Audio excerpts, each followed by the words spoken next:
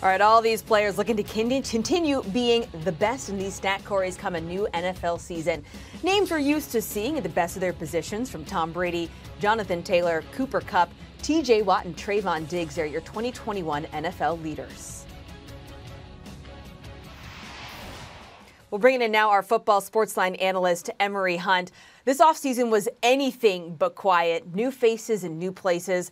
So a lot of these teams, they're going to have new looks, Emory. Which team and quarterback are you leaning towards to put up the most regular season passing yards? You know, this is, listen, every time CBS Sports HQ brings me on, they want me to bring the truth, and they want me to bring the Jameis Winston news to the forefront. I'm going with Jameis Winston and the New Orleans Saints having the most passing yards. We still don't know how long Alvin Kamara will be suspended. So until that gets flattened out, I think they're going to throw the football a little bit more.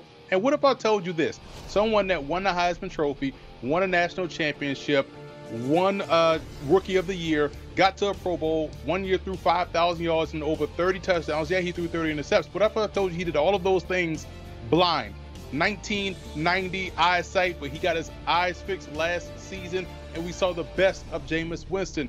14 touchdowns to only 3 interceptions.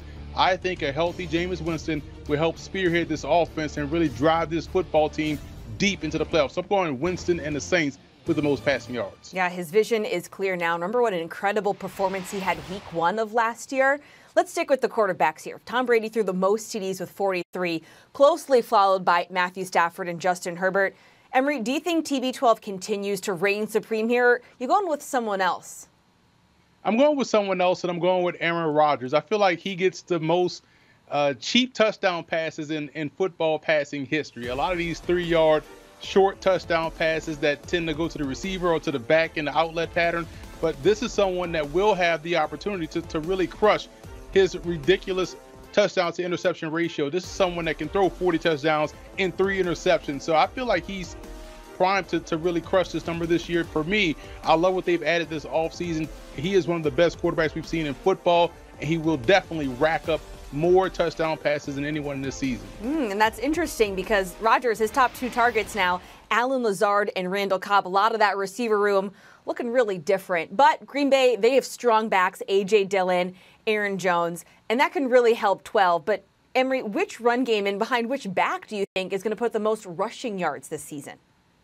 This was a tough one, but I have to go with Derrick Henry. Last year, before he got injured, he was on pace to crush 2,000 yards and would have been the first back to go back-to-back 2,000-yard season. So with him back healthy in the fold, I'm not as sold on Ryan Tannehill in that passing game. So they're going to lean even more so on Derrick Henry. So I feel like he'll outpace Nick Chubb for number 1. I feel like Chubb is going to outpace Jonathan Taylor, and Derrick Henry will outpace all 3 of those, or both of those guys, and lead the pack at number 1.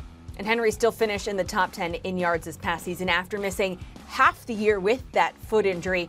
I do want to go back to the start of our conversation. You said you think Jameis Winston puts up the most passing yards. Does that mean you think one of his wideouts puts up the most receiving yards this season? No, I do not. I feel like when you look at the most receiving yards, who can get the most out of a little? And I feel like even though this guy is a clear number 1 receiver, to me, Jamar Chase of Cincinnati can take short passes a long way. We saw that numerous times last season.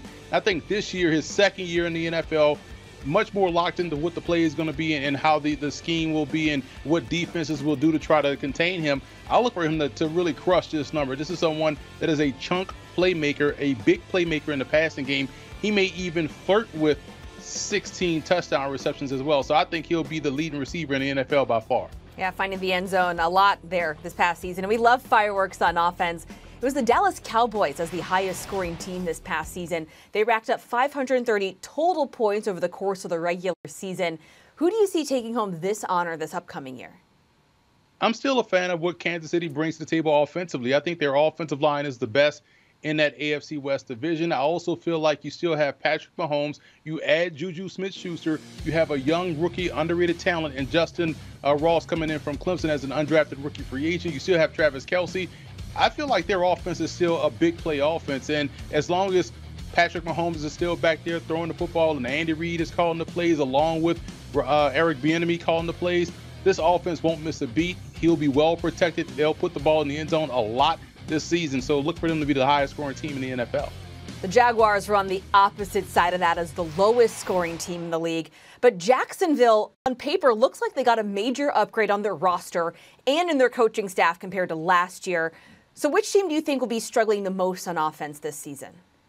And I hate to say it because I love the quarterback there in Justin Fields, but I have to go with the Chicago Bears. They are so young on offense, especially along the line of scrimmage. Their offensive line, they're too deep, is very young, so you're going to have some growing pains. They're breaking in a new system, so we'll have to see what happens there. Their receiving core, although they add N'Keal Harry, that's a great addition for them, but there's still some questions out there on the perimeter, although they do have the best wide receiver coach in football in Tyke Tolbert. He'll get the most out of that position, but this is such a young football team that they'll take their lumps early in the season, but on the back end of the season, we'll start to get excited about the Bears in 2023, but I think they'll be the lowest scoring team because of all of those factors combined.